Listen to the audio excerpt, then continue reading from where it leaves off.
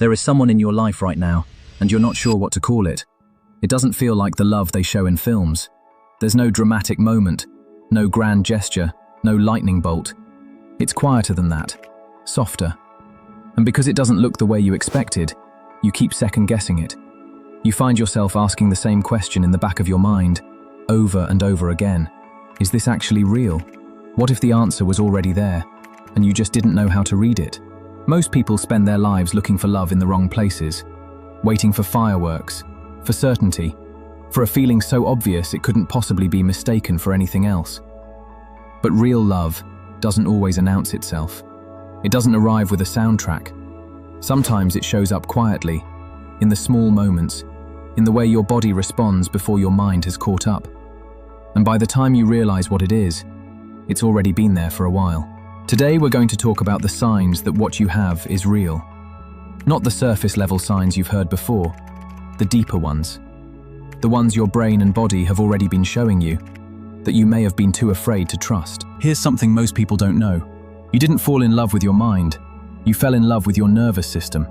Before you had a single conscious thought about this person, before you analyzed whether they were right for you, before you weighed the pros and cons, your body had already made a decision. Your heart rate shifted when they walked in. Your breathing changed when they spoke. You felt calm in a way you couldn't explain and couldn't replicate anywhere else. That is your nervous system recognizing safety.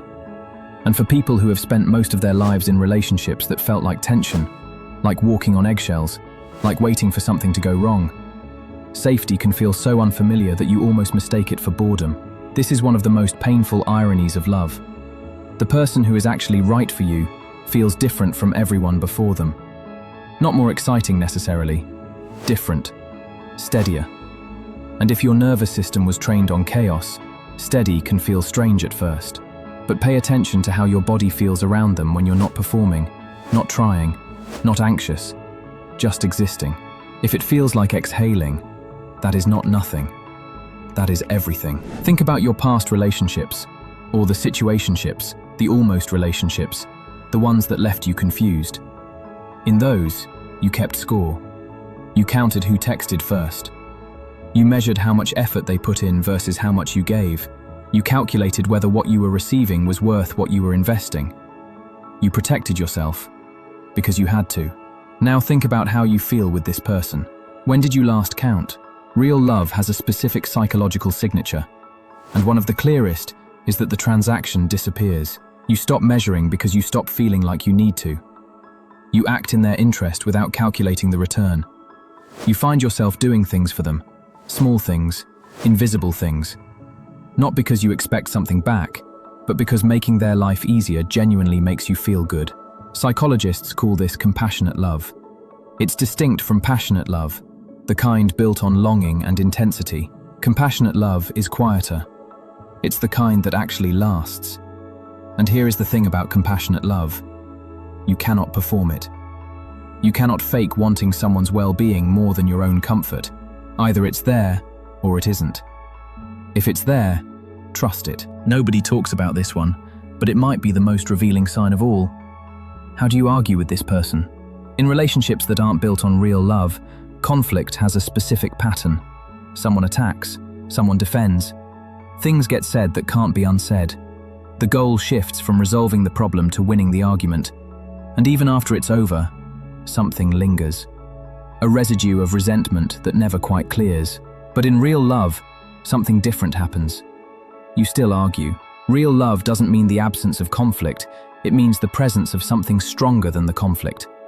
When you fight with this person, even in the heat of it, some part of you is still on their side.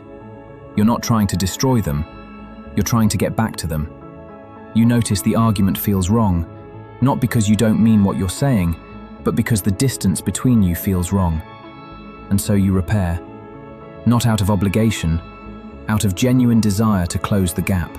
That instinct to repair, that discomfort with emotional distance from this specific person, is one of the clearest signals your brain gives you that what you have is real.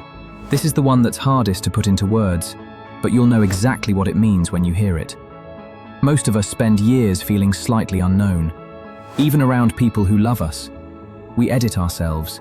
We show the version of ourselves we think will be accepted and keep the rest hidden. The contradictions, the fears, the parts that don't make sense even to us. And then this person came along.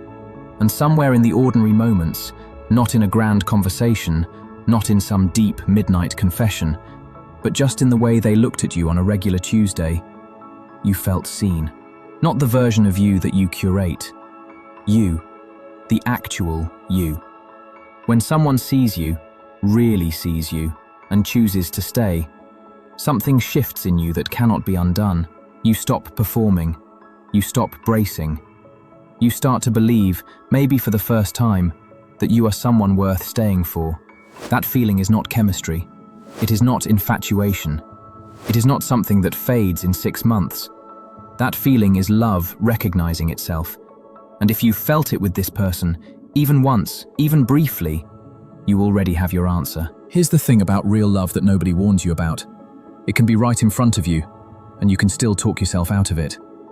You can overthink it, undervalue it, convince yourself it's too quiet, too easy, too different from what you thought love was supposed to feel like.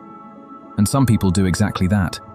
They let the real thing go because it didn't arrive the way they imagined, and spend years chasing the version of love they saw in films that was never real to begin with. Don't be that person. If your body feels safe, if you stopped keeping score, if conflict brings you closer instead of further apart, if this person has ever made you feel genuinely known, you already know the answer. You just needed someone to help you trust it. You can't unsee what you now know. This is the Unloved Mind, and I'll see you in the next one.